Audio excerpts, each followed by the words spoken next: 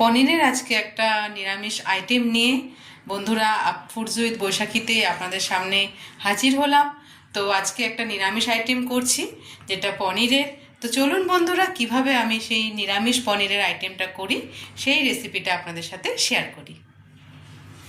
তো দেখুন এখানে বন্ধুরা আমি একটা বোল নিয়েছি, যেখানে আমি গরম জল নিয়ে নিয়েছি, তার সাথে কিন্তু আমি একটু লবণ দিয়ে নিয়েছি।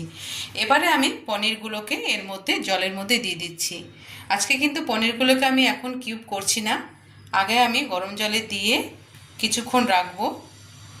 এতে পনিরটা সফটও হয় আর খুব ভালোভাবে পরিষ্কার হয়ে যায়। 5 মিনিট আমি এইভাবে পনিরটাকে রেখে দেবো। এখানে পনির আমি 10 মিনিটের মতো ভিজিয়েছিলাম। তো এবার এগুলোকে তুলে ফেলছি। তুলে কিন্তু আমি একটা শুকনো কাপড়ে রাখছি, যাতে এক্সেস যে জলটা আছে ওটা যেন পুরোপুরিভাবে সোক করে যায়। এইভাবেই সব পনিরগুলোকে আমি এই শুকনো কাপড়টার মধ্যে রেখে দেব।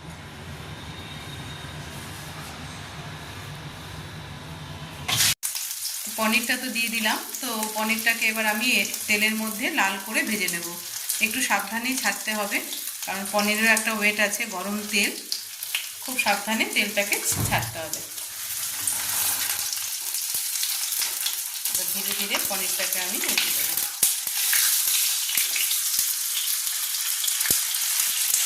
পনির কিন্তু ফ্রাই হয়ে গেছে। এইভাবে আমি আরও যে 2 টুকরো আমার পনির আছে, এইভাবেই আমি সেটাকে ফ্রাই করে নেব। এবার পনিরটাকে তুলে ফেলছি। তো পনির ফ্রাই তো হয়ে গেছে, তো ঠান্ডাও হয়ে গেছে, আমি বেশ কিছুক্ষণ রেখেছিলাম। এবার এগুলোকে আমি ছোট ছোট পিস করে নিচ্ছি, কিউব আকারে পিস করে নেব।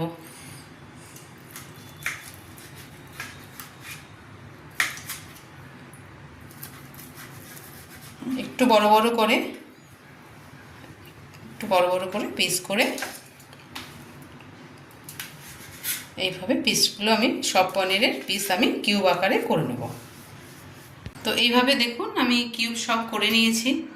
তো সবাই তো কেটে আগে তারপরে কিউব করে ভাজে, তো আমি আগে ভেজে নিয়ে এবার আমি কাটলাম। এতে আলাদা একটা অন্য ধরনের টেস্ট হয়। তো এবার আমি এর মশলাটা তৈরি করে নেব। কড়াই বসিয়ে দিয়েছি। কড়াই কিন্তু আমি যে পনিরটা ভেজেছিলাম ওই তেলেই, আর একটু তেল লেগেছে, সেই তেলটা দিয়ে এবার আমি মশলাটা তৈরি করব।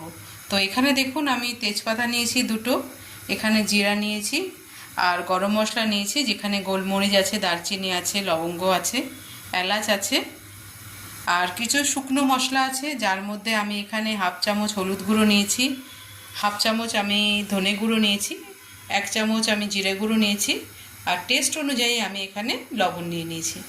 তো প্রথমে আমি তেলের মধ্যে আমি গরম মশলা দিয়ে দেব। তেলে গরম মশলাটা দিয়ে দিলাম। গরম মশলা, জিরা, গোটা জিরে যেটা দিয়ে দিলাম। দেওয়ার পরে এখানে আমি দেখুন আদা আমি গ্রেট করে রেখেছি 1 চামচ। এখানে আমি মিডিয়াম সাইজের টমেটোকে এরকম গ্রেট করেছি। এখানে টক দই আমার এখানে 3 চামচ আছে। তো প্রথমে আমি তেলের মধ্যে আদাটা দিয়ে দেব।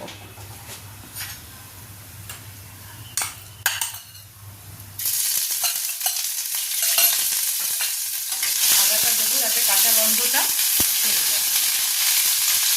তো আদাটা দিয়ে আমি 1-2 মিনিট নাড়াচাড়া দিয়ে টমেটো পেস্টটা দিয়ে দিলাম।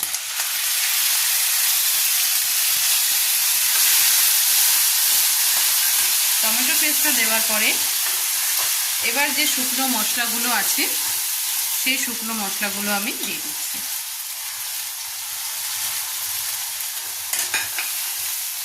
একটু নাড়াচাড়া দেওয়ার পরে আমি কিন্তু এরপরে এর মধ্যে 1 চামচ কাশ্মীরি লঙ্কার গুঁড়ো দেব। 1 চামচ আমি এর মধ্যে কাশ্মীরি লঙ্কার গুঁড়ো দিয়ে দিলাম। এবার মশলাটা খুব ভালো করে কষাবো। এর মধ্যে আমি 1/2 বাটি জল দিয়ে দেব, দিয়ে মশলাটা কষিয়ে নেব, যাতে মশলাটা পুড়ে না যায়, তার জন্য একটু জল দিয়ে দিলাম। এবার ভালো করে মশলাটাকে আমি কষিয়ে নেব। দেখুন মশলা কিন্তু প্রায় কষিয়ে গেছে। এবার আমি এর মধ্যে টক দইটা দিয়ে দিচ্ছি। টক দইটা দিয়েও আমি আরও 1-2 মিনিট নাড়াচাড়া করব, করে পনিরটা দিয়ে দেব।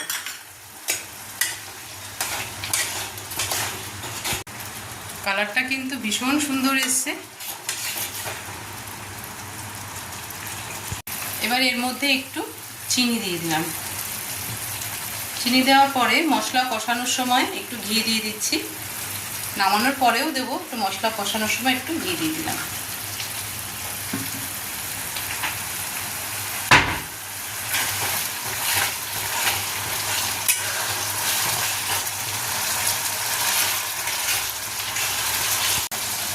মশলা পুরোপুরি কষে গেছে, দেখুন গায়ের থেকে তেল ছেড়ে দিয়েছে। এবার আমি পনিরের টুকরোগুলোকে এর মধ্যে দিয়ে দিচ্ছি।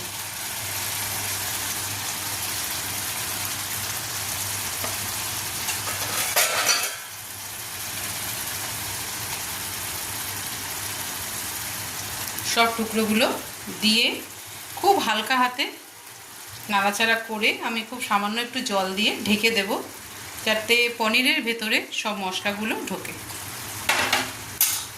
তো পনির সব দেওয়া হয়ে গেছে।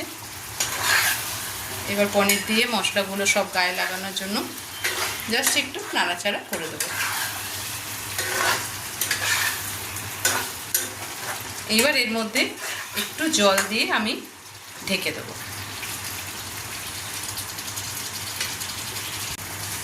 এর মধ্যে একটু জল দিয়ে দিচ্ছি। জলটা দিয়ে স্টিমটা আমি মিডিয়াম আঁচেই দিচ্ছি। এবার আমি এটা ঢেকে দিচ্ছি, যাতে পনিরটাও একটু সফট হবে, মশলাটাও ঢুকবে। তো এখানে দেখুন রান প্রায় হয়ে গেছে। আমি একটু ওপর থেকে গরম মশলা আর ঘি একটু দিয়ে দিচ্ছি। একটু ঘি দিয়ে দিচ্ছি, দিয়ে প্রায় কমপ্লিট হয়ে গেছে আমার আজকে প্রায় পনির মশলা। তো আমি এবার এটাকে আরেকটু গ্রেভিটা ফুটবে, তারপরে আমি নামিয়ে ফেলব।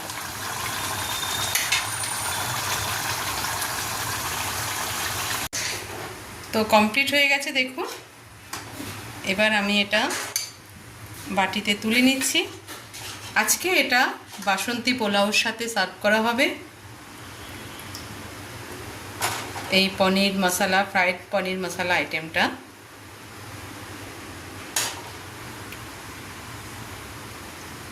তো বন্ধুরা, আজকে আমার ফ্রাইড পনির মশলা পুরোপুরিভাবে কমপ্লিট হয়ে গেছে।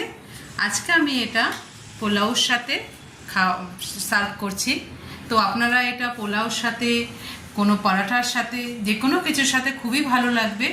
তো রেসিপিটা আপনাদের সাথে শেয়ার করলাম। পুরোপুরি নিরামিষ আইটেম, আপনারা এটা পুজোর সময়ও রাখতে পারেন, খুব ভালো লাগবে। তো রেসিপিটা কেমন লাগলো কমেন্ট বক্সে অবশ্যই জানাবেন। ফুডস উইথ বৈশাখী চ্যানেলটার সঙ্গে থাকবেন এবং পুরো ভিডিওটা দেখার জন্য অনেক অনেক ধন্যবাদ রইল।